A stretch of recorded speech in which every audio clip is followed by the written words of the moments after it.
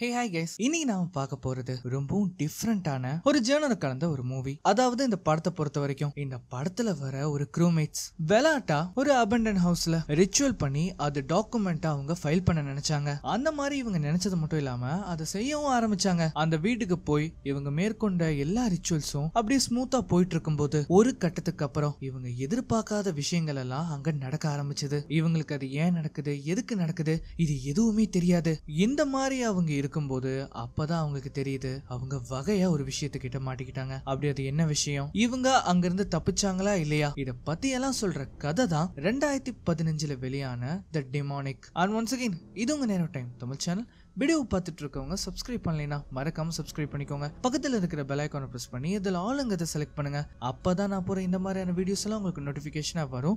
இந்த வீடியோ பிடிச்சிருந்ததுன்னா மறக்காம உங்க ஃப்ரெண்ட்ஸ் அண்ட் ஃபேமிலிக்கு ஷேர் பண்ணுங்க. இந்த வீடியோ பிடிச்சிருந்ததுன்னா மறக்காம ஒரு லைக்கும் கொடுங்க. படத்தோட ஆரம்பம் 1988 நடந்த ஒரு சம்பவத்தை பத்தி நியூஸ் ரிப்போர்ட்ல இதை டீடைல்டா அவங்க ஃபைல் பண்ணியிருக்காங்க. அதை எல்லாத்தையும் ஒரு கிளிம்ஸ் மாதிரி நமக்கு போட்டு காட்டுறாங்க. அந்த சமயத்துல அந்த காலகட்டத்துல மார்த்தா லிவிங்ஸ்டன் அப்படிங்கிறவங்க அவங்க கூட வந்த 4 பேரை ரொம்ப கொடூரமா கொலை பண்ணி தடையுமே இல்லாம அவங்கள அழிச்சிருக்காங்க. இத்தனைக்கும் அவங்க 4 பேரும் அவங்களோட க்ளோஸ் ஃப்ரெண்ட்ஸ். லேட்டரா இத பத்தி இன்வெஸ்டிகேட் பண்ணும்போது தான் தெரியுது அவங்க ஒரு ரிச்சுவல் பண்ணியிருக்கிறதாவும் அந்த ரிச்சுவல்ல அவங்க மாட்டிக்கிட்டதாவும் அவங்க ஃபைல் பண்ணியிருக்காங்க. இந்த ரிச்சுவல் அப்படிங்கிற இந்த கதையெல்லாம் கோர்ட்ல செல்லாதனால லீடே இல்லாம இந்த கேஸ் மூடப்படுது. இந்த சம்பவம் நடந்து 20 வருஷம் ஆனதுக்கு அப்புறமாவும் அதனாலேயே 20 வருஷத்துல யாருமே இந்த வீட்டுக்கு குடி வரல. அங்க உண்மையிலேயே என்ன நடந்தது, மார்த்தா அவங்க 4 பேரை கொலை பண்றதுக்கான காரணம் என்ன, இது எதுவுமே இன்ன வரைக்கும் ஒரு புரியாத புதிராதா இருக்கு. இப்ப அப்படியே கட் பண்ணா காடுகளுக்கு நடுவுல இருக்கிற ஒரு வீட்டுல யாரோ ஒருத்தர் அங்க வர்ற மாதிரி காட்டுறாங்க. அதாவது இதுதான் அந்த லிவிங்ஸ்டன் வீடு. இவர் போன் பேசிக்கிட்டே அந்த வீட்டுக்கிட்ட வரும்போது அங்க ஏதோ வித்தியாசமான சத்தம் எல்லாம் அவருக்கு கேக்குது. அவர் மேலும் அந்த வீட்டுக்குள்ள போகும்போது அந்த வீட்டோட டோர் ஓபன் ஆயிருக்கு. அது மட்டும் இல்லாம பூட்டை யாரோ உடைச்சு உள்ள போயிருக்காங்க. இவரும் என்ன பண்றாருன்னா கதவை திறந்து உள்ள போறாரு. இவர் அந்த மாதிரி உள்ள போகிறதோட அப்படியே கட் பண்றாங்க. இவ அப்படியே அங்கிருந்து நேரம் ஒரு சூப்பர் மார்க்கெட் காட்டுறாங்க. இதோ இவர் இருக்காரு இல்லையா, இவர் தான் நம்ம படத்தோட ஹீரோ. நம்ம ஹீரோ வந்து டிடெக்டிவ் மார்க். அவர் கடைக்கு ஒரு வைன் வாங்குறதுக்காக வந்திருப்பாரு. அந்த மாதிரி அவர் வாங்கிட்டு இருக்கும் போது அர்ஜென்ட்டா அவருக்கு ஒரு கால் வருது. என்னன்னா உங்களுக்கு 20 நிமிஷம் சரௌண்டிங்ல இருக்கிற ஒரு வீட்டுல ஏதோ பிரச்சனை இருக்கு. அந்த இடத்துக்கு போனவரு அங்க டெட் பாடிஸ் இருந்ததா அவரு ரிப்போர்ட் பண்ணிருக்காரு. அதை பத்தி உங்களால பார்க்க முடியுமா, எனக்கு தெரியும் இன்னைக்கு உங்களுக்கு டேட் இருக்கு, இருந்தாலும் இதை நீங்க பண்ணிதான் ஆகணும். இந்த மாதிரி அவங்க சொல்லும்போது அதெல்லாம் பிரச்சனை இல்ல, நான் போய் பாக்குறேன் அப்படின்னு சொல்லிட்டு அவர் அங்கிருந்து கிளம்புறாரு. இவர் அங்கிருந்து நேரா லிவிங்ஸ்டன் வீட்டுக்கு வந்து சேர்றாரு. வந்து பார்க்கும்போது அங்க ஒரே ஒரு வண்டி மட்டும் தான் இருக்கும். அவர் அந்த இடத்துக்கு வந்து பார்க்கும்போது அதே மாதிரி அங்க யாருமே கிடையாது. வீடோட டோர் வேற ஓபன்ல இருக்கா. இவர் உள்ள போலாம் அப்படின்னு பார்க்கும்போது அவருக்கு பின்னாடி யாரோ ஒருத்தர் வராங்க. அந்த ஆளை பார்த்த உடனே நம்ம ஹீரோ பயந்துருவாரு. நீங்க இங்க என்ன பண்றீங்க, நீங்க உள்ள போனீங்களா, அங்க என்ன இருந்தது அப்படின்னு அவர் கேட்கும்போது அங்க நான் நிறைய ரத்த கரைகளை பார்த்தேன் அப்படின்னு அவர் சொல்றாரு. இதை கேட்ட உடனே நம்ம ஹீரோ என்ன பண்றாருன்னா நீங்க இங்கேயே இருங்க, நான் போய் பார்த்துட்டு வரேன் அப்படின்னு சொல்லிட்டு அந்த வீட்டுக்குள்ள கன்னை எடுத்துட்டு போறாரு. இன்னொரு பக்கம் பார்த்தா நிறைய கேமராஸ் இருக்கு. இதையெல்லாம் பார்த்துக்கிட்டே வரும்போது ஒரு ரூம்ல கோடாலியால சாகடிக்கப்பட்ட ஒரு பெண்மணி அங்க இருக்காங்க. அவர் அந்த பொண்ணை செக் பண்ணி பார்த்த உடனே அவ உயிரோட இல்லங்கிறத அவர் கன்ஃபார்ம் பண்றாரு. இங்க சிச்சுவேஷன் ரொம்ப மோசமா இருக்கறனால உடனே அவர் என்ன பண்றாருன்னா போலீஸ் ஸ்டேஷனுக்கு பேக்கப்க்கு இன்ஃபார்ம் பண்றாரு. இவர் அதோட விடாம இன்னும் ஆழமா அந்த வீட்டுக்குள்ள போறாரு. அந்த மாதிரி போய் பார்க்கும்போது ஒரு ரூம்ல ஒரு போட்டோ எரிக்கப்பட்ட நிலைமையில இருக்கும். அது மட்டும் இல்லாம அந்த ரூம்ல ஒரு சின்ன கம்ப்யூட்டர் செட்டப்மே இருக்கும். இதை எல்லாத்தையும் பார்த்துட்டு பக்கத்துல இருக்கிற இன்னொரு ரூமுக்கு போகும்போது தான் தெரியுது அங்க இன்னொருத்த இறந்து கிடக்குறான். இவருக்கு ஆக்சுவலி இங்க என்ன நடந்திருக்கும்னு சுத்தமா ஐடியாவே இல்ல. இவர் அதோட விடாம திரும்பவும் அந்த வீட்டோட மாடிக்கு போய் பார்க்கும்போது அங்க இன்னொருத்தன் ரொம்ப கொடூரமா கொலை பண்ணப்பட்டிருக்கான். இப்ப அதுக்கப்புறமா அப்படியே வெளியில வந்தா ஒரு ரூம்ல இருந்து ஏதோ ஒரு மியூசிக் சவுண்ட் வர்றத அவர் கேட்கிறாரு. அந்த சத்தம் வர ரூம்குள்ள போய் பார்த்தா அந்த இடத்துல ஒருத்தர் இறந்து கிடக்குறான். அந்த சத்தம் எங்க இருந்து வருதுன்னு இவர் பார்க்கும்போது அப்பதான் அவர் கவனிக்கிறாரு அது ஒரு பொம்மையில இருந்து வருது. அவர் பேக்கப்க்கு இன்ஃபார்ம் பண்ணி ரொம்ப நேரம் ஆனனால அவர் திரும்பவும் இத பத்தி ரிப்போர்ட் பண்ணும்போது திடீர்னு அந்த இடத்துல இறந்து கிடந்தவன் எந்திரிச்சு வேக வேகமா அங்கிருந்து ஓட ஆரம்பிக்கிறான். நம்ம ஹீரோ என்ன பண்றாருன்னா அவன் பின்னாடியே போய் அவனை பிடிக்க பாக்குறாரு. ஆனா அவன் பயத்துல கால் தவறி படிக்கட்டுல இருந்து கீழே விழுகிறான். அவனால சரியா மூச்சு கூட விட முடியல. இங்க பாரு, பயப்படாத, உனக்கு ஒண்ணும் ஆகாது, பேக்கப் டீம் வந்துட்டு இருக்கு அப்படின்னு அவர் சொல்லும் போது இவ அப்படியே கட் பண்ணா ஒரு வாரத்துக்கு முன்னாடி ஒருத்தனை வந்து இன்டர்வியூ எடுத்துட்டு இருக்கிற மாதிரி காட்டுறாங்க. அவன் பேரு வந்து ஜான். ஆக்சுவலி நம்ம டிடெக்டிவ் மார்க் ஒருத்தன் துரத்திட்டு போயிருப்பாரு இல்லையா, அவன் தான் இந்த ஜான். இவங்க எல்லாருமே வந்து பாத்தீங்கன்னா ஒரு க்ரூவை சேர்ந்தவங்க. அதாவது இவங்க ஒரு சின்ன டீம். இவங்க என்ன பிளான் பண்றாங்கன்னா ஒரு அபண்டன் வீட்டுக்கு போய் ஒரு ரிச்சுவலை மேற்கொள்ளலாம் அப்படின்னு டிசைட் பண்றாங்க. ஆனா அதுக்கு இந்த ஜான் வந்து ஒத்துக்கவே மாட்டான். இவனை பேசி கன்வின்ஸ் பண்ணி அவங்க கூட்டிட்டு போகிறாங்க. இப்ப அதே சமயம் இங்க கரண்ட்ல என்ன நடக்குதுன்னு நமக்கு காட்டுறாங்க. அந்த வீட்டை வந்து அலசி ஆராயும் போது அவங்களுக்கு மிச்சல் அப்படிங்கிற ஒரு பொண்ணோட ஐடி கிடைச்சிருக்கு. இதை பார்த்துட்டு நம்ம ஹீரோ என்ன கேட்கிறாருன்னா ஏதாவது ஃபிங்கர் பிரிண்ட்ஸ் கிடைச்சதா அப்படின்னு கேட்கும்போது இல்ல நாங்க இன்னும் பார்க்கல அப்படின்னு அவங்க சொல்றாங்க. அதை விட்டுட்டு வேற என்ன வேலை, இது வந்து வெறும் சின்ன தடயம் தான், இது நமக்கு பத்தாது, அதுல ஃபிங்கர் பிரிண்ட்ஸ் இருக்கான்னு போய் பாருங்க அப்படின்னு அவர் சொல்லி அனுப்பி விடுறாரு. இந்த வீட்டுக்குள்ள நிறைய கேமராஸ் அதுக்கப்புறம் கம்ப்யூட்டர்ஸ் எல்லாம் இருந்திருக்கும் இல்லையா, இது எல்லாத்தையுமே தனியா ஒரு டீம் வந்து அதை ரிசர்ச் பண்ணிட்டு இருக்காங்க. அப்படி இவங்க அந்த வீட்டை அலசி ஆராய்ஞ்சதுல கிட்டத்தட்ட 13 கேமராஸ் கிடைச்சிருக்கு. அது மட்டும் இல்லாம 2 லேப்டாப்ஸுமே கிடைச்சிருக்கு. என்னதான் இவ்வளவு ஐட்டம் கிடைச்சாலுமே அதுல இருக்கிற எந்த ஒரு டேட்டாவையும் இவங்களால ரெக்கவர் பண்ண முடியல அப்படின்னு அவங்க சொல்றாங்க. இல்ல எனக்கு புரியல, வீடு சுத்தியும் கேமரா இருந்திருக்கு, அதுல இருக்கிற எல்லா ஃபுட்டேஜுமே ரெக்கார்ட் ஆகப்பட்டிருக்கு, ஆனா உங்களால டேட்டாவை ரெக்கவரி பண்ண முடியல அந்த மாதிரி இவர் வந்து சொல்லிட்டு இருக்கும்போது ஆபீசர் என்ன பண்றாங்கன்னா அந்த ஹார்ட் டிஸ்கை எடுத்துட்டு போய் ஃப்ரீசர்ல வைக்கிறாரு. நீ எதுக்காக இப்ப அதை ஃப்ரீசர்ல வைக்கிற, இந்த மாதிரி அதை ஃப்ரீஸ் பண்ற மூலமா டேட்டா ரெக்கவரியை நம்ம இன்னும் பாசிபிளா அதை பண்ண முடியும் அப்படின்னு அவர் சொல்றாரு. இங்க பாரு, உள்ள நிறைய கொலை நடந்திருக்கு, அதுல கிடைக்கிற ஃபுட்டேஜை வச்சுதான் நாம இந்த இன்வெஸ்டிகேஷனே பண்ண போறோம், அதனால கண்டதையும் பண்ணி அதை கெடுத்துறாதீங்க அப்படின்னு அவர் சொல்றாரு. இங்க பாருங்க, எப்படியா இருந்தாலும் நாங்க அதுல இருக்கிற எல்லா டேட்டாவையும் ரெக்கவர் பண்ண பாக்குறோம், ஆனா அதுக்கு கொஞ்சம் டைம் ஆகும். இந்த மாதிரி அவங்க சொல்லும் போது நம்ம ஹீரோ என்ன பண்றாருன்னா அந்த ஜான்ங்கிறவன் தப்பிச்சோட பார்த்திருப்பான் இல்லையா, அவனை வந்து பிடிச்சி தனியா ஒரு ரூம்ல அடைச்சிருப்பாங்க. இப்போ அவனை பார்க்கதான் அவர் போறாரு. அப்படி உள்ள போய் அவன்கிட்ட நம்ம ஹீரோ வந்து பேசும்போது அவன் கேட்கறதோ ஒரே ஒரு விஷயம் தான், மிச்சலை நீங்க கண்டுபிடிச்சிங்களா அப்படின்னு அவன் கேட்கறான். இந்த மிச்சல் யாரு அப்படின்னு கேட்கும்போது அவன் என்னோட கேர்ள் ஃப்ரெண்ட் அப்படின்னு அவன் சொல்றான். நீ சொல்றபடி பார்த்தா அப்பனா நீங்க 6 பேர் இங்க வந்திருக்கீங்க, அதுல மிச்சலையும் உன்னையும் சேர்க்காம மொத்தம் 4 பேர், இதுல யாரு மிஸ் ஆகுறா அப்படிங்கறத வந்து அவர் கேட்கும்போது பிரியான் பர்சல் அப்படிங்கிற ஒரு பேரை வந்து அவன் சொல்றான். அப்படின்னா நீ கடைசியா பிரியானை எப்ப பார்த்த, எனக்கு தெரியாது, ஆனா மிச்சலா அவன் தான் கடத்தி கூட்டிட்டு போயிருப்பான். இங்க பாரு, மிச்சலா அவன் தான் கடத்தினான்னு சொல்ற,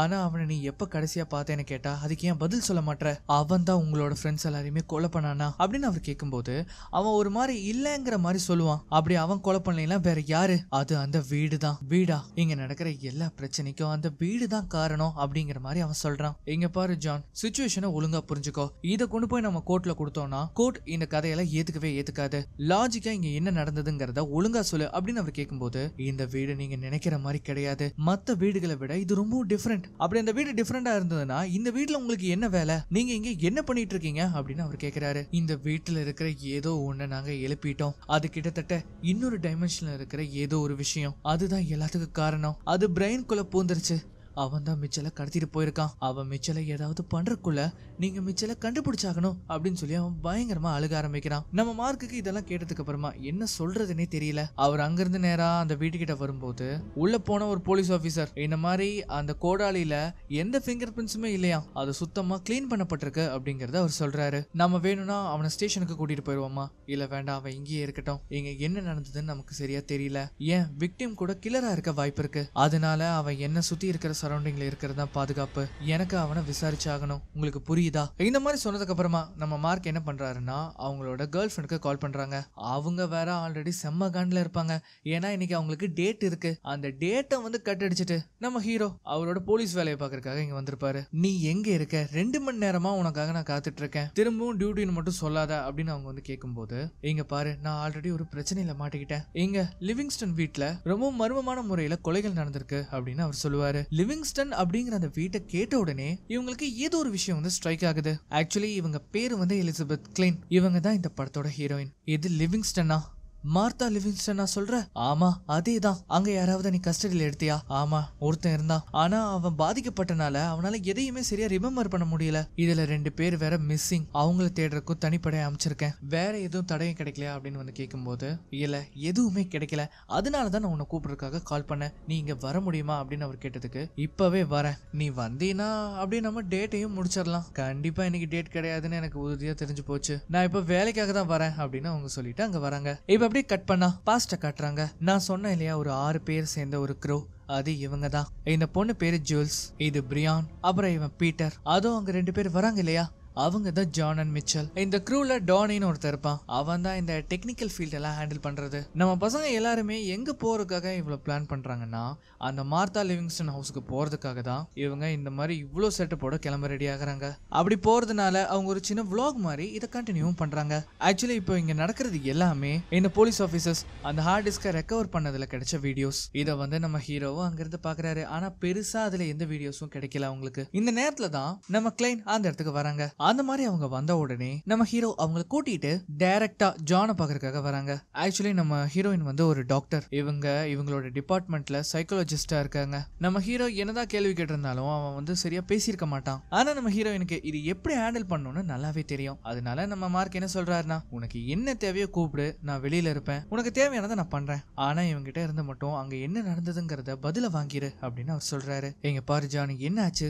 எனக்கு புரியுது, இவ்வளவு பெரிய சம்பவம் நடந்ததுக்கு அப்புறமா யாருமே பழைய மாதிரி இருக்க மாட்டாங்க, நீ இன்னும் அந்த ஷாக்ல இருந்து வெளியில வரலன்னு நான் புரிஞ்சுக்கிறேன். அந்த மாதிரி சொல்லிட்டு அவங்க என்ன பண்றாங்கன்னா ஒரு பிளாங்கெட்டே எடுத்து அவனுக்காக போத்தி விடுறாங்க. இங்க பாரு ஜான், இந்த வீட்டுல என்ன நடந்தது, ஸ்பெசிபிக்கா உனக்கு என்ன ஆச்சு, இதை எல்லாத்தையுமே நீயா வாயை திறந்து சொன்னாதான் எங்களால மேலும் இந்த கேஸ்ல என்ன பண்ண முடியும்னு யோசிக்க முடியும். அந்த மாதிரி அவங்க வந்து கேட்கும்போது நான் இத பத்தி அவங்க கிட்ட சொல்லிருக்க கூடாது அப்படின்னு அவன் சொல்றான். யாரு கிட்ட சொல்லிருக்க கூடாது? மிச்சல் கிட்டயா? அவ எப்பவுமே அவ ஃப்ரெண்ட்ஸோட தான் இருப்பா, அவ மூலமா தான் அவளோட ஃப்ரெண்ட்ஸே எனக்கு பழக்கமானாங்க. அவங்க என்ன பண்ணிட்டு இருக்காங்க அப்படின்னு வந்து கேட்கும்போது அவங்க இந்த கோஸ்ட் ஹண்டிங் பண்ணிட்டு இருக்காங்க அப்படிங்கறத அவன் சொல்றான். சோ அதனாலதான் நீங்க இங்க வந்திருக்கீங்க இல்லையா?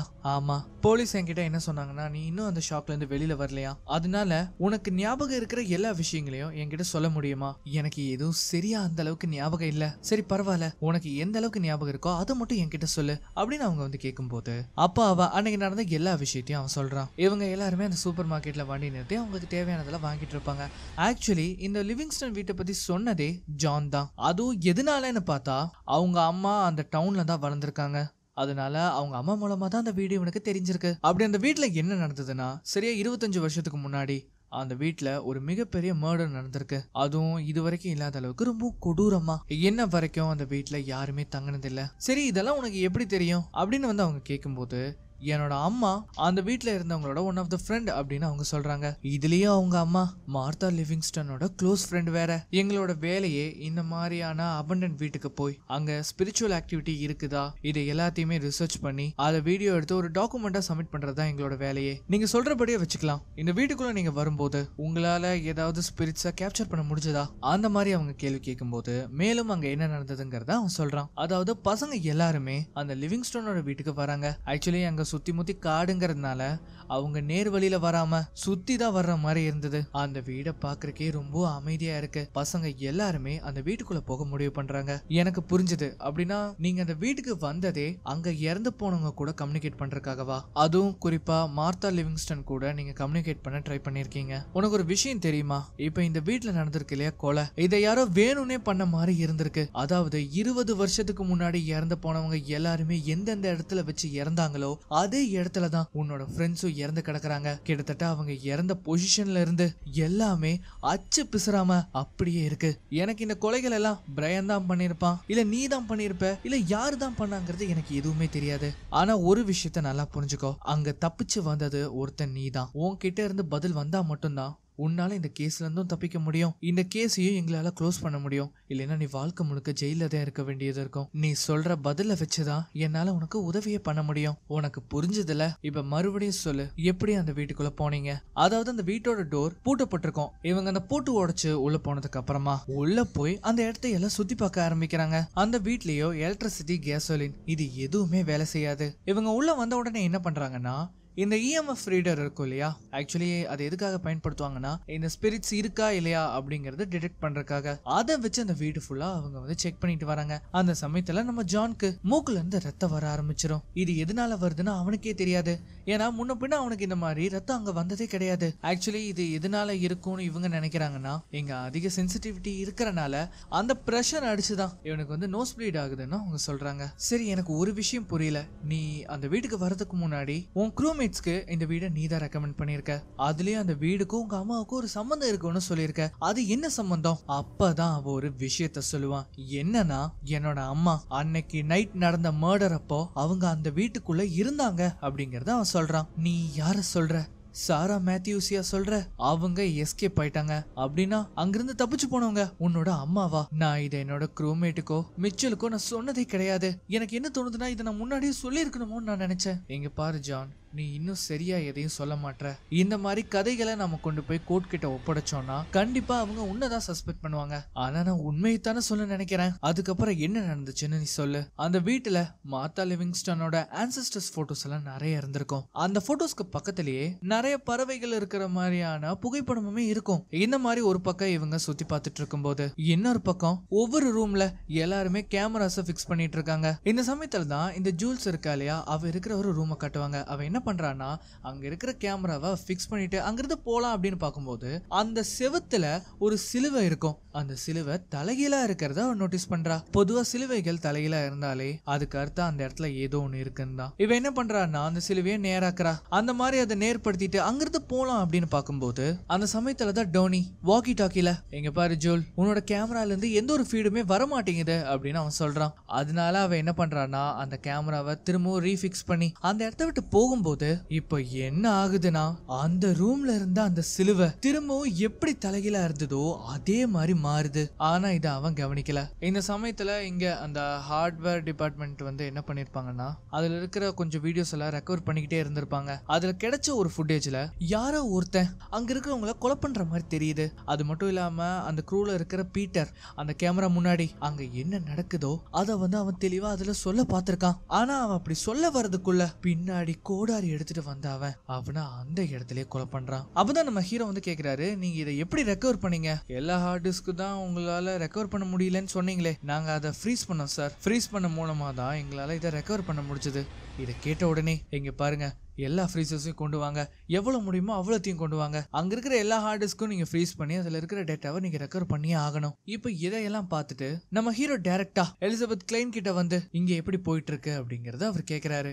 அதுக்கு அவங்க என்ன சொல்றாங்கன்னா, நான் இதை சொன்னா நீ நம்பவே மாட்டேன். இவன் சாரா மேத்யூஸோட பையன். அவங்க யாரு? 20 வருஷத்துக்கு முன்னாடி இந்த வீட்டுல நடந்த மர்டர்ல ஒருத்தங்க தப்பிச்சாங்களே, அவங்க தான் இந்த சாரா மேத்யூ. கடவுளே, இந்த பிரச்சனையில இது வேறையா? நான் கேட்கும் போது அந்த பையன் எதுவுமே சொல்லல.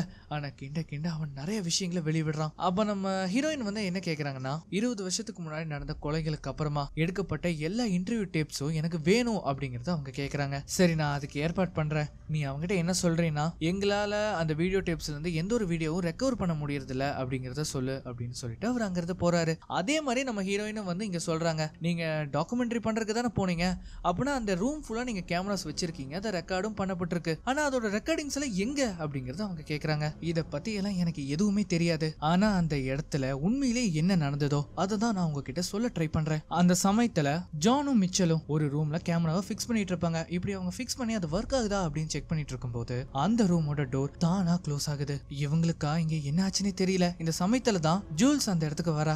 என்னாச்சு, எதுக்காக சத்தம் போட்டீங்க? நீ வர்றதுக்கு கொஞ்ச நேரத்துக்கு முன்னாடி இந்த டோர் வந்து தானா மூடுச்சு, நீ இதை பாத்தியா? இந்த மாதிரி இவங்க வந்து இதை பத்தி சொல்லிட்டு இருக்கும் போது அந்த ரூம்ல இருக்கிற இன்னொரு கதவு தானா திறக்குது. இதை பார்த்த உடனே ஜூல்ஸ் அந்த கேமராவை வாங்கி அந்த ரூம்குள்ள போறா. இங்க பாருங்க, இங்க யாராவது இருந்தீங்கன்னா கேமரா முன்னாடி வாங்க. உங்களுக்காக தான் நாங்க இவ்வளவு பேர் வந்திருக்கோம். உங்க கூட பேசுறதுக்காக தான், உங்களோட பிரச்சனைகளை நாங்க தீர்க்கறதுக்காக தான் வந்திருக்கோம். நீங்களும் எங்க கூட பேச விருப்பம் இருக்குன்னு நாங்க நம்புறோம். அதனாலதான் நீங்க இந்த கதவையும் திறந்திருக்கீங்க. அப்படி பேசணும்னா தயவு செஞ்சு இந்த கேமரா முன்னாடி வாங்க அப்படின்னு அவ சொல்றா. இப்படி இவ வந்து சொல்லிட்டு இருக்கும் போது மிச்சலோட காலை யாரோ தொட்ட மாதிரி அவளுக்கு ஃபீல் ஆகுது. ஆனா அங்க எதுவுமே இல்ல, கேமராலயும் எதுவும் தெரியல. இப்ப இந்த சமயத்துல போலீஸ் ஆபீசர்ஸ் எல்லாம் பேசிட்டு இருக்காங்க. அப்ப மார்க் என்ன சொல்றாருன்னா, ஜானை இன்வெஸ்டிகேட் பண்ணதுல அவங்க வீட்டுக்குள்ள அடப்பட்டு கிடந்திருக்காங்க. ஆனா வீட்டுக்கு உள்புறத்துல லாக்கே கிடையாது. இவங்க அப்படி இந்த வீட்டுல வச்சு லாக் பண்ணிருக்காங்கன்னா வெளியில இருந்து யாராவது ஒருத்தவங்க தான் லாக் பண்ணிருக்கணும். ஆனா எப்படி இவங்க உள்ள இருந்து லாக் பண்ணிருப்பாங்க? அது மட்டும் இல்லாம அந்த பொண்ணை வேற காணோம். எனக்கு தெரிஞ்ச அந்த பொண்ணு ஒருவேளை லாண்ட்ரி வழியாவோ பேக் சைடு வழியாவோ ஈல்டு வழியாவோ தப்பிச்சு போக வாய்ப்பு இருக்கு. இல்ல, எனக்கு என்னமோ அப்படி படல. ஒருவேளை மில்க் ஷூட்டா இருக்குமோ? மில்க் ஷூட்னா அப்படின்னா என்ன அப்படின்னு அந்த போலீஸ் ஆபீசர் கேட்கும்போது நம்ம ஹீரோ அதை பத்தி வெலாவரியா சொல்றாரு. அதாவது இந்த பழைய வீட்டுல எப்பவுமே பால்காரன் வந்து பால் பாட்டில வச்சுட்டு போயிடுவான். அந்த மாதிரியே அதுக்கான வெண்ட் ஏதாவது இங்க இருக்கும் அப்படிங்கறத அவர் சொல்றாரு. சொல்றாரு. இவர் சொல்லி முடிக்கிறதுக்குள்ள அந்த இடத்துல இருக்கிற மில்க் வென்ட்டை இவங்க கண்டுபிடிக்கிறாங்க. பார்த்தா அது ஃபுல்லா ஒரே ரத்தக்கரையா இருக்கு. இங்க பாருங்க, நல்லா கேட்டுக்கோங்க, இதோட பிக்சர்ஸ் எனக்கு வேணும். இத பிளட்டை டெஸ்ட் பண்ணி இது எந்த டைப்போட மேட்ச் ஆகுதுங்கிறத எனக்கு வந்து சொல்லுங்க அப்படின்னு அவர் சொல்றாரு. இத பார்த்த உடனே நம்ம மார்க் என்ன நினைச்சுக்கிறாருன்னா, இது வரைக்கும் எந்த லீடும் கிடைக்காதனால ஜான் மேலதான் அவர் வந்து சந்தேகப்படுறாரு. உடனே அந்த இடத்துக்கு வந்து, இங்க பாரு ஜான், மிச்சல் எங்க ஜான், இது என்ன, இதுக்கு என்ன அர்த்தம்? இல்ல எனக்கு தெரியல. உனக்கு என்னன்னு தெரியலையா? இந்த மில்க் ஸ்லாட் வழியா அவ எஸ்கேப் ஆயிருக்கா. எனக்கு நீ சொல்றது எதுவுமே புரியல. உனக்கு எதுவும் ஞாபகம் இல்லைன்னு சொல்ற. இதெல்லாத்தையும் என்ன நம்ப சொல்றியா? இங்க பாருங்க, நான் அதை ஞாபகப்படுத்த தான் ட்ரை பண்ணிட்டு இருக்கேன். ஆமா, நீ ட்ரை பண்ணிட்டு தான் இருக்க. உனக்கு ஒரு விஷயம் தெரியுமா? எனக்கு தெரிஞ்ச நீ தான் அங்க இருக்கிறவங்க எல்லாரையுமே கொலை பண்ணிருப்ப. எனக்கு தெரிஞ்ச வரைக்கும் நீ தான் ஒருத்தரையா நீ கொலை பண்ணிட்டு வந்திருக்க. மார்த்தா லிவிங்ஸ்டன் எப்படி பண்ணாங்களோ அதே கொலையை நீ ரெப்ளிகேட் பண்ணிருக்க. அந்த இடத்துல இருந்து எப்படி உங்க அம்மா தப்பிச்சு போனாங்களோ அதே மாதிரிதான் நீயும் தப்பிச்சு வந்திருக்க அப்படின்னு அவர் சொல்லும்போது இவன் செம்ம காண்டாயிடுறான். அதாவது இவர் இன்டைரக்டா அவங்க அம்மாவை தான் பாயிண்ட் அவுட் பண்றாரு. இங்க பாருங்க, தேவையில்லாம எங்க அம்மாவை இதுல இழுக்காதீங்க. அது மட்டும் இல்லாம மிச்சலை நான் காப்பாத்தான் ட்ரை பண்ண. நான் இதுக்காக மிச்சலை போய் கொலை பண்ணணும். ஏன் நீ கொலை பண்ணிருக்க கூடாது? ஏன்னா அவ பிரெக்னெண்டா இருக்கா அப்படிங்கிற விஷயத்த அவன் சொல்றான். இப்பதான் இவங்களுக்கு மிச்சல் பிரெக்னெண்டா இருக்கிற விஷயமே தெரிய வருது. அதுவும் அவ 10 வாரம் பிரெக்னெண்டா இருக்கா. இங்க பாருங்க, தயவு செஞ்சு மன்னிச்சிருங்க, நாங்க யாருக்கிட்டயுமே இதை சொல்லணும்னே நினைக்கல. நீ இதை யாருக்கிட்டையும் சொல்ல சரி, ஆனா எதுக்காக எங்க கிட்ட நீ இதை சொல்லல? எனக்கு தெரியல. ஆமா, உனக்கு எதுவுமே தெரியல. வந்ததுல இருந்து இப்ப வரைக்கும் நீ எதுவுமே தெரியலன்னு தான் சொல்லிட்டு இருக்க. இந்த கதையை நான் வந்ததுல இருந்து கேட்டுட்டு இருக்கேன். எனக்கு தெரிஞ்சு நீ தான் அவங்களை கொண்டு இருப்ப ஜான். அந்த மாதிரி கோவமா நம்ம ஹீரோ வந்து அவங்க கிட்ட கத்திக்கிட்டு இருக்கும்போது, இங்க பாரு மார்க், தயவு செஞ்சு கொஞ்சம் அமைதியாரு, எங்களுக்கு கொஞ்சம் நேரம் மட்டும் கொடு, உண்மை என்னங்கிறத நான் வரவழைக்கிறேன் அப்படின்னு சொல்லிட்டு மார்க்க சமாதானப்படுத்தி அவங்க அங்கிருந்து அனுப்பி விடுறாங்க. மார்க் அங்கிருந்து போனதுக்கு அப்புறமா, இங்க பாரு ஜான், அவர் என்ன சொன்னாரோ அதே தான் நானும் கேக்குறேன். நீ வந்து சொல்லிருக்கணுமா இல்லையா இந்த மாதிரி மிச்சல் பிரெக்னன்ட்னு? ஏன் சொல்லாம விட்ட? இப்ப அதே சமயம் அந்த மேன்ஷன்ல என்ன நடக்குதுன்னு நமக்கு காட்டுறாங்க. ஜானும் மிச்சலும் அந்த ரூம் வந்து சுத்தி பார்த்துட்டு இருக்கும் போது அவன் கைக்கு அந்த பேலரினா மாதிரியான ஒரு பொம்மை வந்து அவனுக்கு கிடைக்கும். அதை பார்த்துட்டு அவன் அதை எதுவுமே பண்ணாம அதே இடத்துல வச்சிருவான். ஆனா அப்படி அவன் அதை வைக்கும் போது அதுல இருந்து சத்தம் கேக்குது. அதாவது அது அந்த மியூசிக்கை பிளே பண்ணிட்டே அது ரொட்டேட் ஆக ஆரம்பிக்குது. நீ அதை ஆன் பண்ணி விட்ட? இல்ல, நான் கிடையாது அப்படின்னு ஜான் சொல்றான். இதை கேட்ட உடனே மிச்சல் நம்ம பசங்க எல்லாருக்குமே இதை பத்தி இன்ஃபார்ம் பண்றா. இன்ஃபர்மேஷன் கிடைச்ச உடனே பசங்க எல்லாருமே அந்த இடத்துக்கு வராங்க. பிரியான் சொல்றான், நான் தான் உங்க எல்லார்கிட்டையும் சொல்லி அனுப்புனேனே எதையும் தொடாதீங்கன்னு. அந்த மாதிரி சொல்லிட்டு பிரியானும் அதை தொட்டு பார்க்கும்போது அதே மாதிரி அந்த பேலரினா மியூசிக் பிளே பண்ணி அது சுத்த ஆரம்பிக்குது. இந்த நேரத்துல டோனியுமே அந்த இடத்துக்கு வருவான். இதை நீங்க நகர்த்தினீங்களா அப்படின்னு கேட்கும்போது ஆமா அப்படின்னு சொல்றான். சரி, எங்க இருந்தது? அந்த இடத்துல தான் இருந்தது அப்படின்னு சொல்லும்போது, அது எங்க இருந்ததோ அதே இடத்துல அவன் கொண்டு போய் அந்த பொம்மையை வைக்கும் போது திரும்பவும் அது ஆன் ஆகி பிளே ஆக ஆரம்பிக்குது. எனக்கு என்னமோ இது ரீசெட் ஆயிட்டு இருக்குன்னு நினைக்கிறேன். அப்ப ஜான் என்ன சொல்றானா, இல்ல கிடையாது, அது எதையோ ஒன்ன பாயிண்ட் பண்ணுது அப்படின்னு அவன் சொல்றான். இல்ல புரியல, அது எதை பாயிண்ட் பண்ணுது ஜான்? கீழே இருக்கிற மேட்டா இருக்கும் அப்படின்னு அவன் சொல்லும்போது அந்த மேட்டை தூக்கி பார்த்தா அதுல எதுவுமே இருக்காது. இங்க பாரு, நீ ஏதோ மடத்தனமா சொல்லிட்டு இருக்காத. இல்ல ஒரு நிமிஷம் இரு, ஒருவேளை அவ பாயிண்ட் அவுட் பண்றது அந்த மேட்டா இல்லாம இருந்ததுன்னா அந்த மாதிரி இவன் சொல்லும் போது இன்னொரு ரூம்ல இருக்கிற பெரிய மேட்டை வந்து இவங்க கவனிக்கிறாங்க. அதை வந்து நகர்த்தும் போது அந்த மேட்டுக்கு கீழே ஒரு சர்க்கிள் இருக்கு. இங்க பாருங்க, கவனமா இருங்க, யாருமே இதுல கால் வச்சிடாதீங்க. டோனி, அந்த இஎம்எஃப் எடு. அந்த இஎம்எஃப் மீட்டரை தூக்கி அங்க வைக்கும் போது அது இது வரைக்கும் காட்டின ரீடிங்கை விட அதிக அளவுல காட்டுது. பசங்க எல்லாருமே குழம்பி போயிடுறாங்க. இது என்னது அப்படின்னு கேட்கும்போது ஜூல்ஸ் என்ன சொல்றானா, இது ஒரு கைண்ட் ஆஃப் சீல் அப்படின்னு அவ சொல்றா. ஆனா நான் இது வரைக்கும் பார்த்ததே இல்ல. நீ பார்க்காம இருக்க வாய்ப்பே இருந்திருக்காதே. இங்க பாரு, இந்த மாதிரி ஆயிரக்கணக்கில் இருக்கு, அதுல இதுவும் ஒண்ணு. என்னை பொறுத்த வரைக்கும் இந்த வீட்டோட எனர்ஜி சோர்ஸே இதுவா தான் இருக்கும்னு நான் நினைக்கிறேன். ரிச்சுவல்ஸ் நடத்துறதுக்கு இதுதான் வந்து சரியான இடம். அது மட்டும் இல்லாம எனக்கு தெரிஞ்சு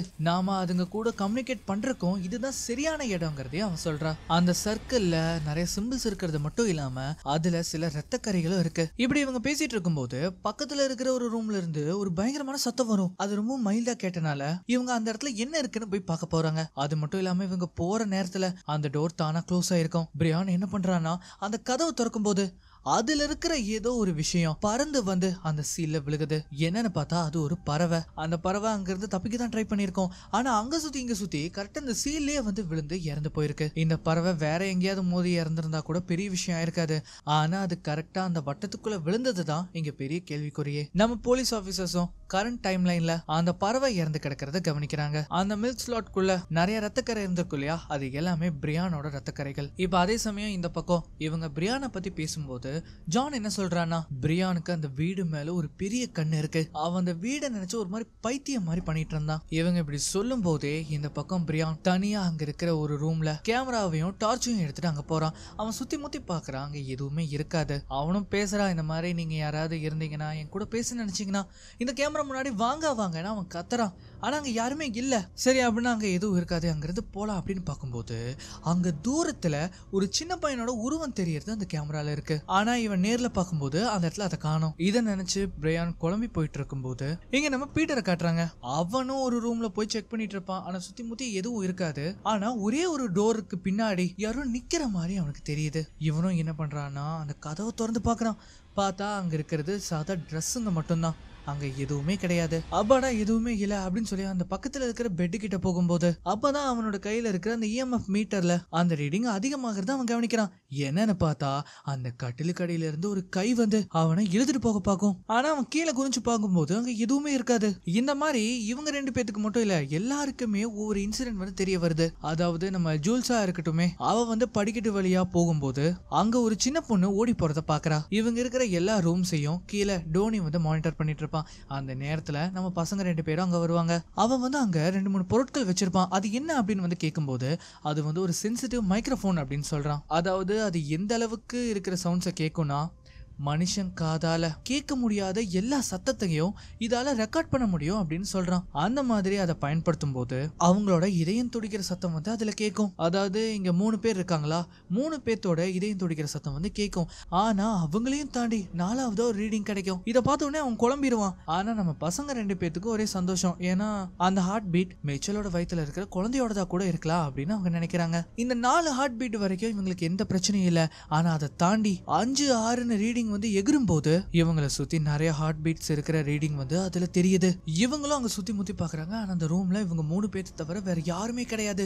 இத வந்து மிச்சல் கேமரா வழியா பாத்துட்டு இருக்கும் போது அந்த கேமரால ஒரு கொடூரமான உருவம் மாட்டும். அதை பார்த்த உடனே அவ பயந்து போயிருவா. ஆனா இவங்க கண்ணுக்கு அது தெரியாது. நீ எதுக்காக இப்ப கத்தன, இங்க பாருங்க கைஸ், தயவு செஞ்சு நம்புங்க, இங்க ஒரு உருவம் இருந்தது, நான் அதை பார்த்தேன், இந்த கேமரால கூட ரெக்கார்ட் ஆயிருக்கும் அப்படின்னு சொல்லி அவ பதறும் போது நம்ம ஜானுக்கு பின்னாடி இருந்த அந்த புகைப்படம் திடீர்னு தீ பிடிச்சி எரிய ஆரம்பிக்குது. இதை பார்த்த உடனே ஜான் வேகமா வெளியில ஓடுறான். ஆனா இங்க 2 பேரும் என்ன பண்றாங்கன்னா அங்க இருக்கிற எல்லா பொருட்களும் எடுத்து பேக் பண்ண தான் பாக்குறாங்க. அங்க இருக்கிற ஒரு கபோர்டுக்கு பின்னாடி ஒரு ஃபயர் எக்ஸ்டிங்விஷர் இருக்கும். அதை எடுத்துட்டு வந்து அந்த நெருப்பை வந்து அணைக்கிறான். இவங்க போடுற அலறல் சத்தத்துல எல்லாருமே அந்த இடத்துக்கு வந்துருவாங்க. என்ன ஆச்சு அப்படின்னு வந்து பிரியான் கேட்கும்போது அந்த பின்னாடி இருக்கிற பெயிண்டிங் திடீர்னு பார்த்து எரிய ஆரம்பிச்சிருச்சு அப்படின்னு சொல்றாங்க. அப்பதான் பீட்டர் கேட்கிறான், இந்த ஃபயர் எக்ஸ்டிங்விஷர் எங்க இருந்தது, அது இருந்த இடம் எப்படி உனக்கு தெரியும் அப்படின்னு அவன் கேட்கறான். ஆக்சுவலி இது வந்து ஜானுக்கே தெரியாது. இதனாலேயே எல்லாருமே அவன் மேல சந்தேகப்பட ஆரம்பிக்கிறாங்க. நீ இந்த ரூமை இதுக்கு முன்னாடி பாத்திருக்கியா அப்படின்னு வந்து கேட்கும்போது ஆமா அப்படின்னு ஜான் சொல்றான். சரி அப்பனா இதுக்கு சொல்லு, பின்னாடி திரும்பி பார்க்காத, உனக்கு பின்னாடி என்னெல்லாம் இருக்கு அப்படின்னு அவன் கேட்கும்போது இந்த செவுத்துல ஒரு வால்பேப்பர் ஒட்டி இருப்பாங்க. சைடுல அந்த வால்பேப்பர் கிழிஞ்சிருக்கும். அதுக்கு பின்னாடி ஒரு சின்ன குழந்தையோட டிராயிங் இருக்கும் அப்படின்னு அவன் சொல்றான். பார்த்தா உண்மையிலேயே அந்த இடத்துல அந்த டிராயிங் இருக்கு. இத பார்த்த உடனே அங்க இருக்கிறவங்க எல்லாருமே அதிர்ச்சி ஆகுறாங்க. சரி அதுக்கப்புறம் என்னெல்லாம் தெரியும் அப்படின்னு கேட்கும்போது அந்த இடத்துல கோட் சூட் எல்லாம் போட்டு நிறைய பேர் எடுத்த ஒரு போட்டோ இருக்கும். அந்த போட்டோக்கு பின்னாடி மேட்டுக்கு கீழே பார்த்தா அதே சீல் அங்க இருக்கும் அப்படின்னு சொல்லும்போது அவன் அதை எடுத்து பாக்குறான். பார்த்தா உண்மையிலேயே அந்த இடத்துல ஒரு வட்டம் இருக்கு. எல்லாருமே இதோட முடிஞ்சிருச்சு அப்படின்னு பார்த்தா இல்ல, இது இன்னும் முடியல, இன்னொன்னு நான் உங்ககிட்ட சொல்லணும். ஜோல்ஸ்க்கு பின்னாடி ஒரு பொம்பளை நின்னுட்டு இருக்கா அப்படின்னு சொல்லும்போது டக்குன்னு ஜோல்ஸ ஏதோ ஒண்ணு வந்து தரன்னு இழுத்துட்டு போகுது. இதை பார்த்த உடனே பசங்க எல்லாருமே அவளை காப்பாத்துறதுக்காக ஓடுறாங்க. ஆனா அவளை இழுத்துட்டு ஒரு ரூம்குள்ள போய் அந்த ரூமோட டோரை அது லாக் பண்ணுது.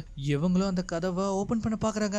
ஆனா அது ஓபனே ஆகல. கொஞ்ச நேரம் இந்த மாதிரி ட்ரை பண்ணிட்டே இருக்கும்போது ஒரு கட்டத்துல அந்த டோர் வந்து ஓபன் ஆகுது. உள்ள போய் பார்த்தா அவளுக்கு பயங்கரமா அடிபட்டு இருக்கும். ஆனா அங்க எதுவுமே இருந்திருக்காது. அவ வாயில இருந்து வேற ரத்தம் வருது. இதனால என்ன ஆகுதுன்னா பெரிய பிரச்சனை ஆயிரும். நம்ம ஜான் என்ன சொல்றானா, இங்க பாரு நான் இதுக்கு தான் சொன்னேன் இந்த வீட்டுக்கு வர வேண்டான்னு, இப்போ ஒண்ணு கெட்டு போல, தயவு செஞ்சு இங்க இருந்து போயிடலாம், இனிமேல நம்ம இங்க இருந்தோம்னா நம்ம உயிருக்கு தான் ஆபத்து அப்படின்னு சொல்லும்போது பிரியான் என்ன சொல்றானா, நம்ம இவ்வளவு தூரம் வந்ததே இதுக்காக தான், நம்ம எவ்வளவு நாள் இதுக்காக பின்னாடியே சுத்தி இருப்போம், எல்லாருமே நம்மள மென்டல் இருந்தனால சொல்லியிருக்காங்க, ஆனா அதையெல்லாம் மீறி நமக்கு ஒரு ஆப்பர்ச்சுனிட்டி கிடைச்சிருக்குன்னா அதை நம்ம பயன்படுத்திக்கணும், இதுதான் நமக்கான ஆப்பர்ச்சுனிட்டி, உனக்கு புரியுதா இல்லையா, நீங்க என்னமோ பண்ணிட்டு போங்க, ஆனா நானும் மிச்சலும் இங்க இருக்க மாட்டோம் அப்படின்னு சொல்லி மிச்சலை கூட்டிட்டு அங்கிருந்து அவன் கிளம்ப விடாம பாக்குறான். ஆனா பிரியான் வந்து எப்படியோ பேசி ஜானை இந்த வீட்லயே இருக்கிறதுக்காக அவன் ஒத்துக்க வைக்கிறான். இப்ப அதே சமயம் இந்த பக்கம் இந்த 2 போலீஸ் ஆபீசர்ஸ் ஹார்ட் டிஸ்க்ல இருக்கிற எல்லா டேட்டாவும் ரெக்கார்ட் பண்ண ட்ரை பண்ணிட்டு இருப்பாங்க இல்லையா.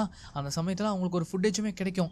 அந்த ஃபுட்டேஜை பார்த்தா யாரோ ஒருத்தன் டோனிய ரொம்ப கொடூரமா கொல்ற மாதிரி தெரியுது. ஆனா கொல்றவன் எவனே தெரியல. இந்த சமயத்துல தான் நம்ம டிடெக்டிவ் மார்க்குக்கு ஒரு இன்ஃபர்மேஷன் வருது. அதாவது அவர் இருக்கிற ரேடியஸ்ல இருந்து 300 மைல் தள்ளி ஏதோ ஒரு ரெட் கலர் கார் காணாம போயிருக்கிற விஷயம் அவருக்கு தெரிய வருது. இவர் என்ன நினைச்சுக்கிறாருன்னா கண்டிப்பா இதுக்கும் அந்த காருக்கும் ஏதோ சம்மந்தம் இருக்கும்னு நினைச்சு அதை போய் செக் பண்ண அவர் சொல்றாரு. அதுக்கப்புறமா ஜான் என்ன பண்ணுவான்னா வாஷ்ரூம் போவான். அங்க போய் அவன் ஃபேஸ் வாஷ் எல்லாம் பண்ணிட்டு இவங்க பண்ண போற விஷயத்துக்காக அவன் தயாராகும் போது இப்ப என்ன ஆச்சுன்னே தெரியல. அவனோட உடம்புல ஏதோ அவனுக்கு பண்ற மாதிரி தோணுது. என்னன்னு பார்த்தா அவன் உடம்புல இருந்து ஒரு பறவை அவன் வாய் வழியா வெளியேறுது. இத வந்து யாருக்கிட்டயுமே அவன் சொல்லாம அந்த சர்க்கிள் இருக்கிற இடத்துக்கு போறான். அந்த மாதிரி அந்த வட்டத்தை சுத்தி இவங்க 6 பேரும் உட்கார்ந்ததுக்கு அப்புறமா அதை ரெக்கார்டும் பண்ண ஆரம்பிக்கிறாங்க. ஜூல்ஸ் என்ன சொல்றான்னா நாம இப்ப ஸ்பிரிட்ஸ் கூட கம்யூனிகேட் பண்ண போறோம். அதனால யாரும் இங்க இருந்து எந்திரிச்சு போறதோ இல்ல நகர்ந்து உட்காரதோ எதுவுமே பண்ணாதீங்க. அது மட்டும் இல்லாம இந்த சர்க்கிளை பிரேக் பண்ணாதீங்க அப்படிங்கறதையும் அவன் சொல்றான். அந்த மாதிரி அவங்க ஒருத்தரோட கையை பிடிச்சு உட்கார்ந்ததுக்கு அப்புறமா பிரியான் என்ன பண்றான்னா சில மந்திர வரிகளை அவன் படிக்க ஆரம்பிக்கிறான். அந்த மாதிரி படிக்கும் போது கொஞ்ச நேரத்திலேயே உள்ள பயங்கரமா காத்தடிக்க ஆரம்பிக்குது. எல்லாருமே இதை பார்த்த உடனே பயந்து போறாங்க. ஜூல்ஸ் என்ன சொல்றான்னா இது வேலை செய்யுது, தயவு செஞ்சு யாரும் பயப்படாதீங்க, கொஞ்சம் அமைதியா இருங்கன்னு அவ சொல்றா. அது மட்டும் இல்லாம அந்த சர்க்கிளுக்கு நடுவுல இருந்த எல்லா மணல்களும் அப்படியே பயங்கரமா விலக ஆரம்பிக்குதுங்க. இங்க என்ன நடக்குதுன்னு அங்க இருக்கிறவங்க யாருக்குமே தெரியல. பிரியான் அந்த கேமரா வழியா பார்க்கும்போது அவன் அதுல இருக்கிற காட்சிகளை பார்த்த உடனே அவனுக்கு தூக்கி வாரி போட்டுரும். என்னாச்சு, நீ என்ன பார்த்த அப்படின்னு கேட்கும்போது அப்பதான் காட்டுறாங்க இவங்களை சுத்தியும் ஏகப்பட்ட ஆன்மாக்கள் இவங்களை சுத்தி நிக்குது. இங்க பாருங்க, தயவு செஞ்சு இங்க இருந்து நகர்ந்துராதீங்க, எதுவுமே பண்ணாதீங்கன்னு அவன் சொல்றான். ஏன், எதனால? தயவு செஞ்சு எதுவும் பண்ணாதீங்க, என்ன நம்புங்க அப்படின்னு அவன் சொல்றான். இப்ப இந்த சமயத்துல என்ன ஆகுதுன்னா நம்ம மிச்சலுக்கு வயிறு வந்து வலிக்க ஆரம்பிச்சிடும். ஆல்ரெடி அவளோட வயிற்றுல குழந்தை வேற இருக்கு. இதை கேட்ட உடனே ஜான் வேற பயந்து போயிடுவான். கொஞ்சம் கொஞ்சமா அந்த வலி அதிகரிக்கிறனால அங்க பயங்கரமான சத்தங்கள் எல்லாம் கேட்க ஆரம்பிக்குது. அங்க இருக்கிற லைட்ஸும் மின்னி மின்னி எரியுது. எல்லா எலக்ட்ரானிக் கேட்ஜெட்ஸும் வெடிச்சு செதறும் போது அந்த சமயத்துல ஒரு கம்ப்ளீட் சைலன்ஸ். ஜான்க்கு இவளை போக விட்டுரு அப்படிங்கிற ஒரு குரல் கேக்குது. என்னன்னு பார்த்தா பக்கத்துல இருக்கிறது ஜானோட அம்மா. அவங்க என்ன சொல்றாங்கன்னா அவளை போக விட்டுரு அப்படின்னு அவங்க சொல்றாங்க. திடீர்னு பார்த்தா அது ஒரு கொடூரமா உருவமா மாறிடும். இத பார்த்து பயந்து அவன் என்ன பண்றான்னா அந்த சர்க்கிளை அவன் பிரேக் பண்ணிடுறான். ஏன் இப்படி பண்ணிருக்க கூடாது அப்படின்னு ஜூல்ஸ் கத்தரா. ஜான் என்ன பண்றான்னா மிச்சலை கூட்டிட்டு அங்கிருந்து தப்பிக்க பாக்குறான். அவன் மட்டும் இல்ல, எல்லாருமே அங்கிருந்து தப்பிச்சு ஓடுறாங்க. சரி, அதுக்கப்புறம் என்னாச்சு? அங்க ரொம்ப இருட்டானனால மிச்சல் அங்கிருந்து வேக வேகமா ஓடி போனா. என்னால அவளை கண்டுபிடிக்கவே முடியல. நான் அப்படி வேக வேகமா கீழே போகும்போது ஒரு ரூம்ல பிரியான் இருக்கிறத பார்த்தேன். அவன் அங்க இருக்கிற பெயிண்டிங்கை உத்து பார்த்துட்டு இருந்தான். உனக்கு என்னாச்சு அப்படின்னு நான் கேட்கும்போது அந்த சமயத்துல அவன் திரும்பினான் பாருங்க. அவனை பார்க்கவே ரொம்ப கொடூரமா இருந்தது. அவன் திடீர்னு கோடாரி எடுத்து என்ன அட்டாக் பண்ண வந்துட்டான். அது எப்படி உனக்கு தெரியும்? பிரியான் தான் அந்த ஆக்ஸ் எடுத்து உன்னை கொல்ல வந்தானு. அவன் வந்து ஒரு கண்ணாடி போட்டிருந்தான். அந்த கண்ணாடியில ஒரு கேமராவும் இருந்தது. இத வந்து இவங்க நோட் பண்ணிக்கிறாங்க. இந்த விஷயத்த நேரா மார்க்கிட்ட சொல்லும் போது இது உண்மையா அப்படின்னு அவர் கேட்கிறாரு. ஆமா அப்படிங்கறதே அவங்க சொல்றாங்க. இந்த சமயத்துல தான் நம்ம ஹீரோக்கு வாக்கி டாக்கில ஒரு இன்ஃபர்மேஷன் வருது. அதாவது இந்த இடத்துல நாங்க ஒன்னு கண்டுபிடிச்சுக்க, தயவு செஞ்சு வேகமா வாங்கன்னு அவங்க கூப்பிடுறாங்க. அதனால இவர் அங்கிருந்து போயாகணும். அவர் போறதுக்கு முன்னாடி இவங்க எல்லாருமே அந்த ரிச்சுவல் பண்றதுக்கு ஒரு புக்கை பயன்படுத்தி இருப்பாங்க இல்லையா. அந்த புக்கை வந்து இவங்க எடுத்திருப்பாங்க.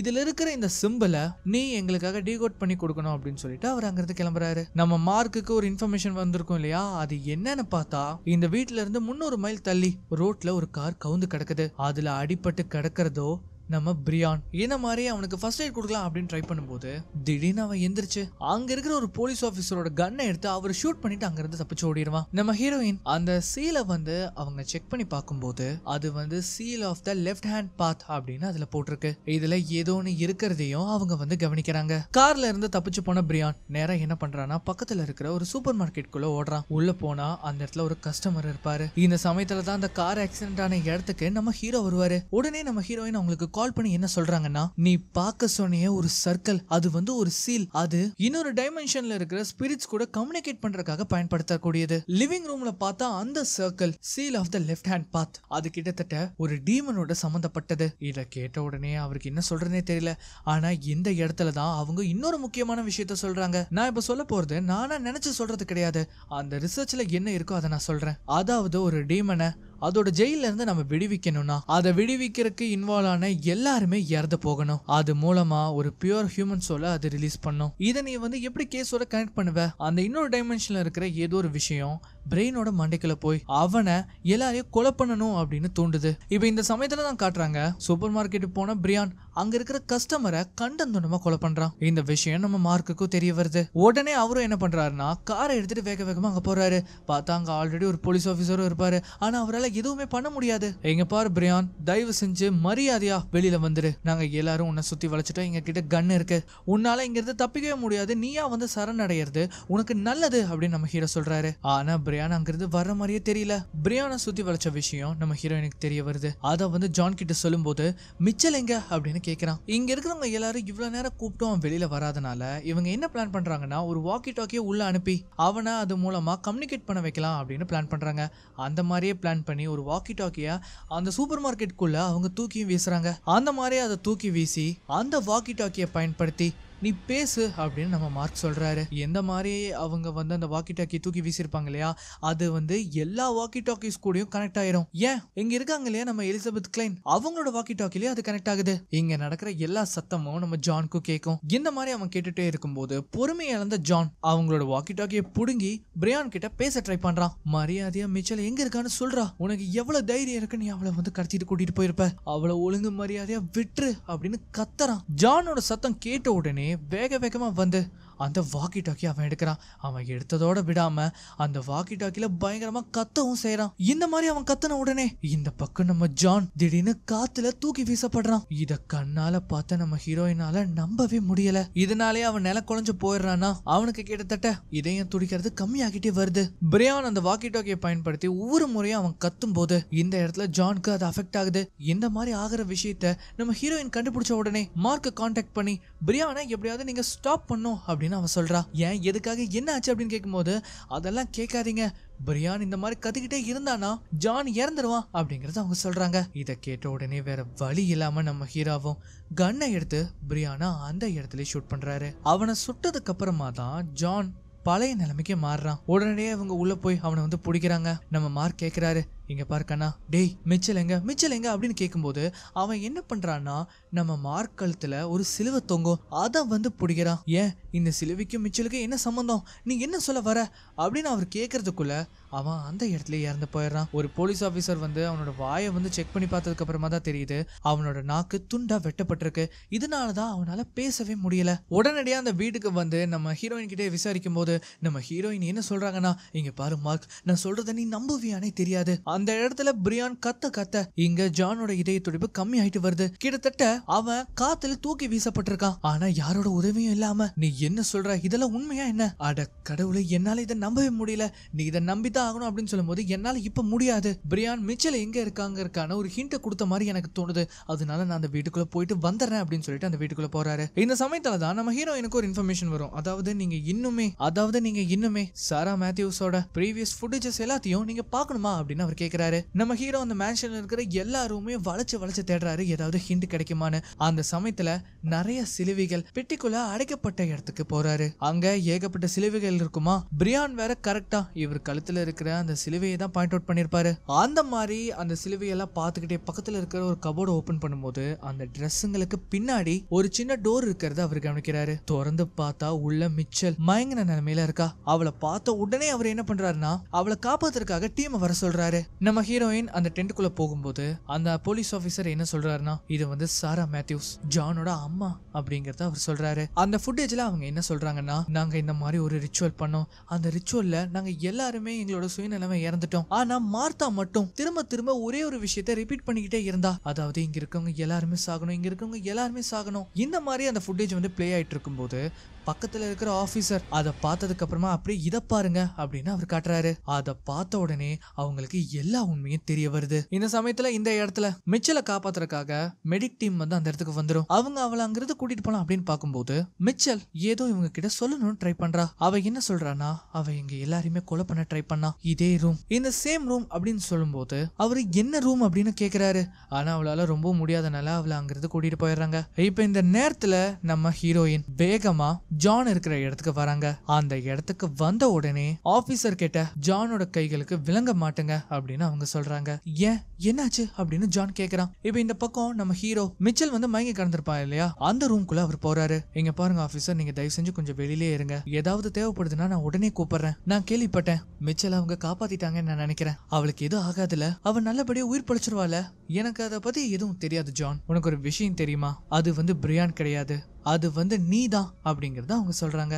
என்னன்னு பார்த்தா இப்பதான் இந்த கதையில ஒரு ட்விஸ்ட். நம்ம ஹீரோயின் அந்த ஃபுட்டேஜ்ல என்ன பார்த்திருப்பாங்கன்னா, இவ்வளோ நேரம் இங்க இருக்கிறவங்க எல்லாரையும் கொலை பண்ணது வேற யாரும் கிடையாது, அது ஜான் தான். நீ எல்லாத்தையுமே ஒரு கதையா சொல்லி எங்களை மேனிப்புலேட் பண்ண பாத்திருக்க. ஆனா நீ நினைச்சது எதுவுமே நடக்கல. ஏன்னா அங்க இருக்கிறவங்க எல்லாரையுமே நீ கொலை பண்ணாதானே அந்த டீமனை உன்னால ரிலீஸ் பண்ண முடியும். உன்னால மிச்சலை கொலை பண்ண முடியல, அதனால இந்த இதுல நீ தோத்துட்ட அப்படிங்கறத அவங்க சொல்றாங்க. அண்ட் அதனால எங்க கிட்ட ஏதாவது சொல்றதுக்கு இருந்ததுன்னா இப்பவே சொல்லு, ஏன்னா இதுக்கப்புறம் நீ வாழ்க்கை பூரா ஜெயில தான் இருக்க போற. இதை எல்லாத்தையுமே பொறுமையா கேட்ட ஜான் என்ன சொல்றான்னா, நான் ஜெயிலுக்கு போறதே கிடையாது அப்படிங்கறத அவன் சொல்றான். அதே சமயம் இங்க நம்ம ஹீரோ மேலும் அந்த ரூம்குள்ள போய்கிட்டே இருக்காரு. நான் இங்க இருந்து விடை பெறேன் அப்படின்னு அவன் சொல்றான். இங்க பாரு, நான் சொன்னதும் உனக்கு சரியா புரியலன்னு நினைக்கிறேன். இங்க இருக்கிறவங்க எல்லாருமே இறந்து போனாதானே அந்த ரிச்சுவல் வந்து ஒர்க் ஆகும். ஆனா மிச்சல் இன்னும் உயிரோட தான் இருக்கா. அப்படி பார்த்தா அந்த ரிச்சுவல் வேலை செய்யாம போயிடும். மிச்சல் மட்டும் இல்ல, நீயும் உயிரோட தானே இருக்க. இல்ல, நீங்க தப்பா புரிஞ்சிட்டீங்க அப்படிங்கறத அவன் சொல்றான். என்னன்னு பார்த்தா ஜான் அந்த ரூம்குள்ள தூக்கு மாட்டி இறந்து கிடக்குறான். இத பார்த்த உடனே நம்ம ஹீரோக்கு தூக்கி வாரி போட்டுரும். இப்பதான் தெரிய வருது, அந்த வீட்டுல இருக்கிறவங்க எல்லாரையுமே கோடாரியால கொலை பண்ணது ஜான். ஒவ்வொருத்தரையும் ஒவ்வொரு இடத்துல ஒவ்வொரு விதமா கொலை பண்ணியிருக்கான். 20 வருஷத்துக்கு முன்னாடி அந்த மேன்ஷன்ல எப்படி இறந்து கிடந்தாங்களோ அதே மாதிரி டிட்டோவா அந்த இடத்துல அவங்க இறந்து கிடக்குறாங்க. இதுக்கு காரணம் ஜான் மட்டும்தான். அவன் தான் ஜூல்ஸையும் கொலை பண்ணது, அவன் தான் பிரியானோட நாக்கையும் பிச்சு எரிஞ்சது.